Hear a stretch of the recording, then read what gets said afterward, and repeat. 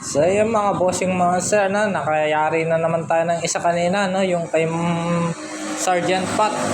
Okay, yung ADB na kulay itim. So all goods lahat ng ginawa natin doon, no. So ito, meron na naman tayo dito dalawang unit, no, ADB ulit, no. So check din natin yung kanyang panggilid, no. So ang tinakbo nito nasa 4,000 lang, bagong bago, no, 4 months pa lang. Itong kay bossing, ayan, shout out. Yan, nagkita na naman kami, matagal-tagal din di nakapunta dito. Ayan na. So ayan yung kondisyon ng kanyang langis. Ayan. Ilang months? Ilan yung months din? 2 months na. Ayan na. So ang gamit na langis ni bossing, Ciel Advance. Ayan. Baka naman Ayan, Ciel Advance. Ayan.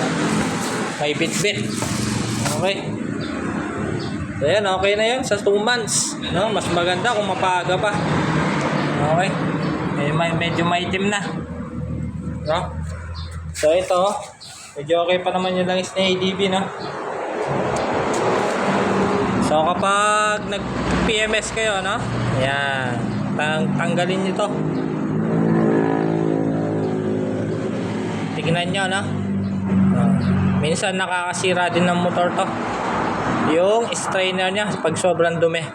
Okay, so mamaya papakita ko sa inyo, buksan natin pati yung sa kabila.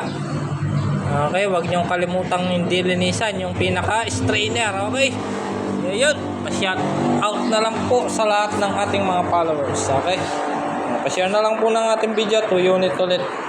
Yan, Mechanic Jovan, no? Sa mga hindi pa nakakilala sa akin, follow nyo na ako para marami kayong matutunan sa ating ginagawang mga video tungkol sa ating mga unit, no, na motorsiklo.